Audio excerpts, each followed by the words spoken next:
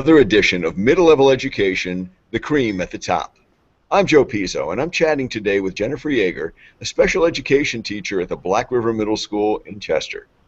A veteran of 8 years in the Chester schools, Jen has spent the last 3 years. I mistyped. Sorry, that's my fault. We're going to start this again.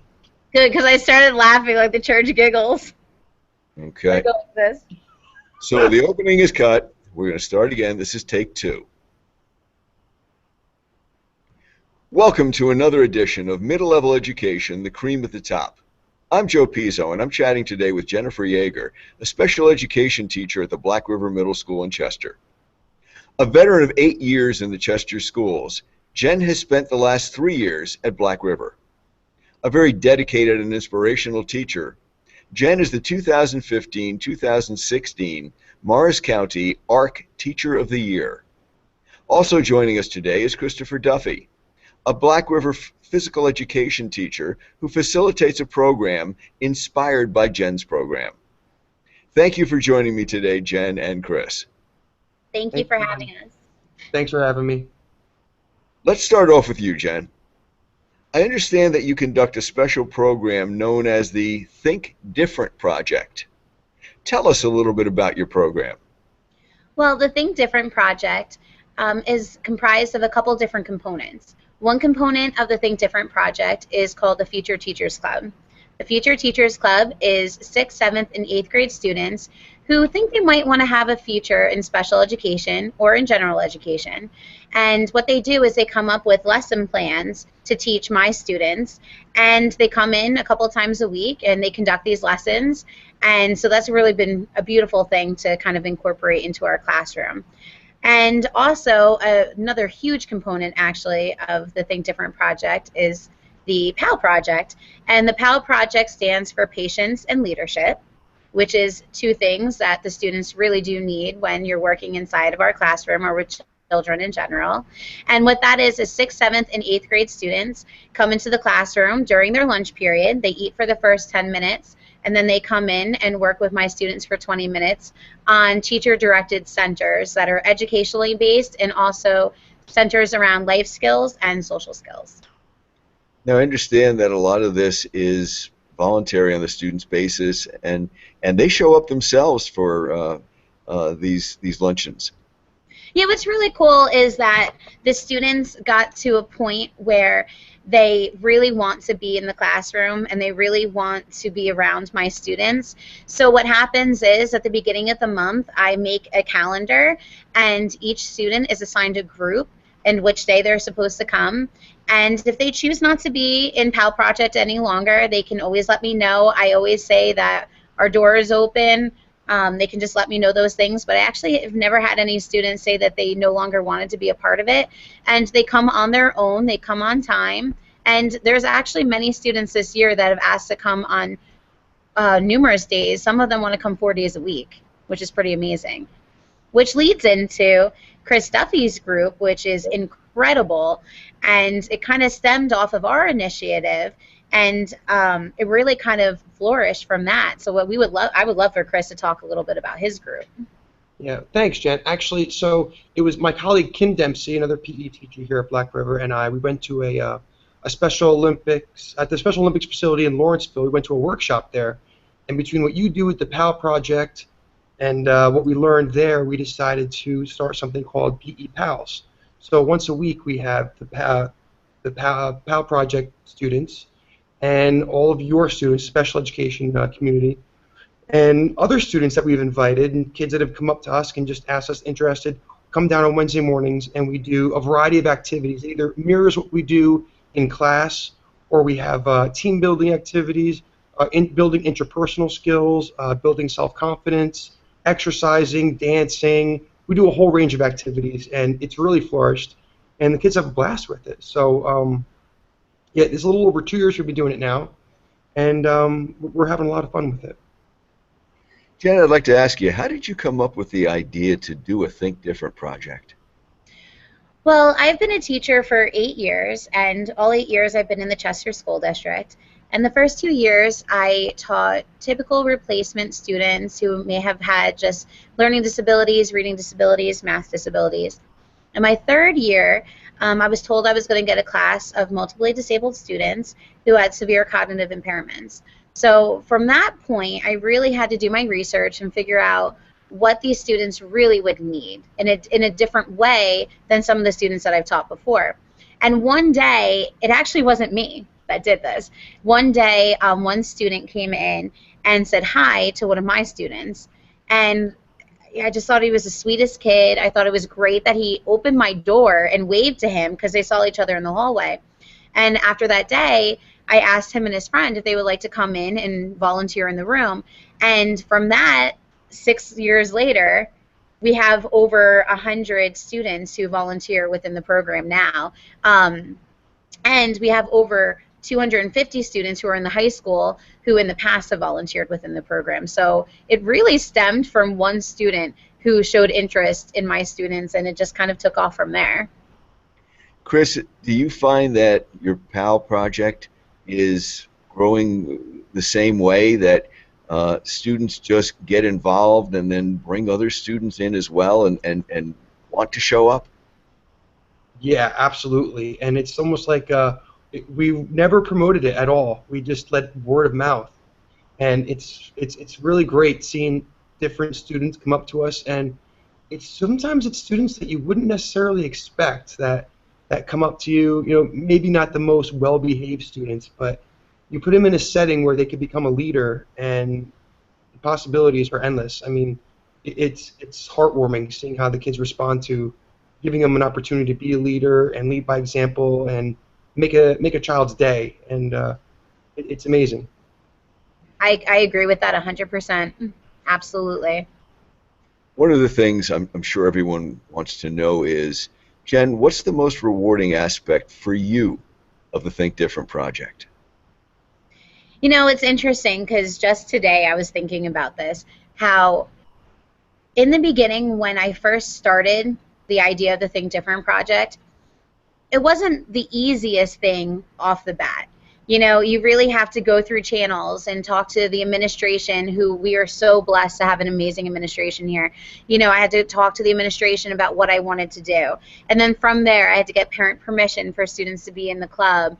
And then I had to think about, how do I work out the little kinks of where in the day could I possibly get these students to be able to volunteer without impacting them educationally in their classrooms as well, because the benefit is really on both ends, but you never want to pull a student out of social studies or science to do something for someone else as well. So there was always that balance. And what's interesting now, and the most rewarding thing now, is I hardly have to do anything anymore. The program really runs itself. The students come in and I set up centers, or the Future Teachers Club do the lesson plans themselves. But at this point, it's really its own entity, and to see it come so naturally now for the students to come in and know how to behave, know how to help manage behaviors within the classroom without me intervening, really those are the most rewarding things, to kind of see what a natural experience it is now for the students as opposed to a teacher directed, when the teacher no longer has to be the teacher in that situation. Chris, do you find that you have a similar reaction and a similar feeling to the rewards that come with the PAL project? Absolutely, and I'm actually listening to Jen's response, and I completely agree. I mean, some students more than others. Some students, they feel a little bit unsure about it in the beginning. Other students just take it and go. And I learn things from the students sometimes on how patient they are and how understanding they are and compassionate, and give them their friendship to a sincere level, and just assist them with all these different things and building their confidence. It's just and then it extends outside of the gymnasium and into other areas of the school, into the lunchroom, in the recess, on the playground, in the halls, and like Jen said, it's such a natural relationship that this bond grows. It's unbelievable. It's an outcome I never could have predicted, to be honest. What's amazing actually about what Chris is saying too is that not only is it impacting the students, but clearly it's not just Chris and I who are impacted in such a positive way, this initiative. Clearly, I mean, Chris really hit the ground running along with Kim Dempsey to kind of figure out where can I go, where can we go from the PAL project, and they bring it into PE PALs. Other teachers in the school have come up to us so many times talking about how much it's touching them and teaching them, seeing the students work together and understanding each other's differences and accepting each other. And it really went from a point where they were teaching us, the students are teaching us the patience and the leadership, and that actually just really goes with the name PAL, Project for Patience and Leadership. It really is an instrument of its own, absolutely. So where do you see your programs going in the future? Jen, we'll start with you first. Do you see more classroom involvement? Do you see more expansion into the community at large? What are your plans? Well, at this point, what's interesting about you saying the community is that right now, with the PAL project, we also go on field trips, and the students go to different dining establishments. They go to shows, to the theater, to basically give our students a good modeling experience out in the community and how they should behave, different interpersonal relationships, things like that. So at this point, I really feel that the project has grown into what it needs to be, into the strength it has right now is amazing. What I would love to see in the future, which would be amazing, is I always say that even though there's so many students who volunteer in the classroom, there's so many students, we also have an abilities awareness club that's after school to teach about different disabilities and how to accept people and what the disabilities are and the abilities these students have. The kids who join PAL Project, the kids who join Future Teachers Club, the kids that join PE PALs, Abilities Awareness Club, all these clubs and programs, kids that join them are not always the students that you need to actually join them.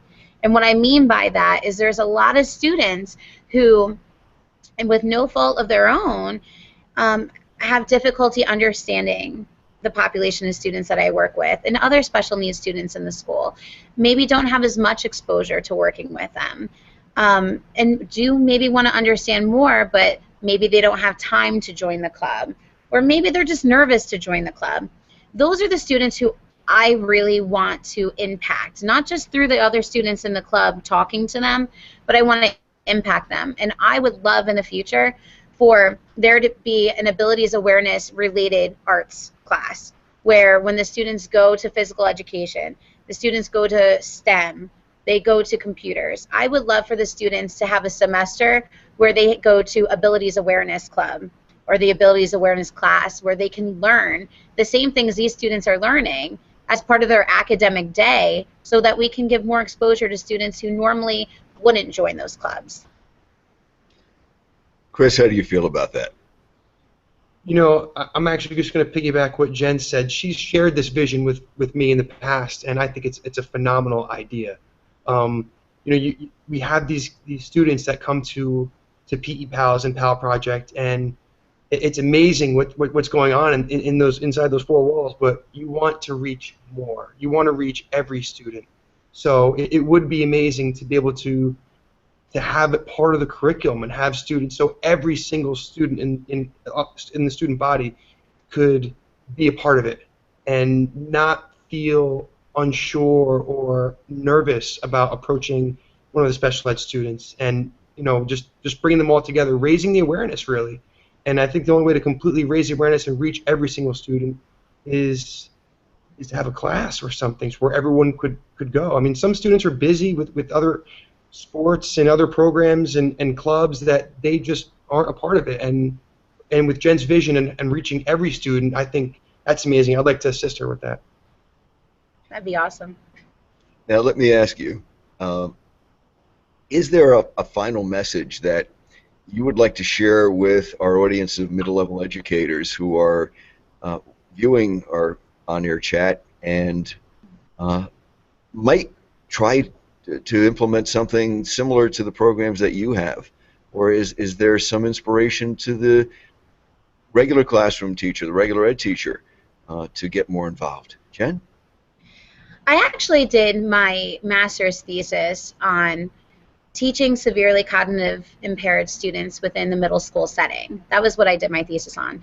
And the results I got from my thesis were very telling and very interesting.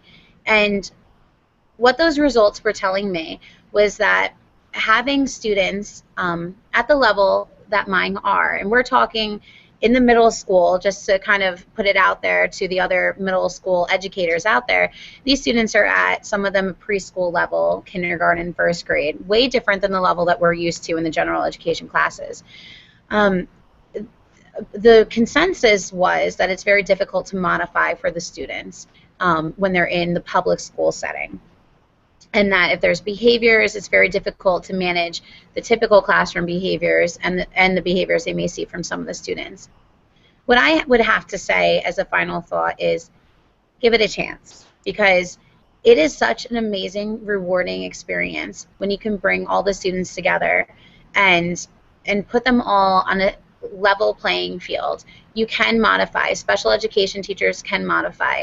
The experiences that they are getting right now are priceless. So for teachers, I would literally say it's changed my life in a way that I can never repay. I mean, it's really an amazing experience. And what I want students to know in the middle school is that everything starts with that one step.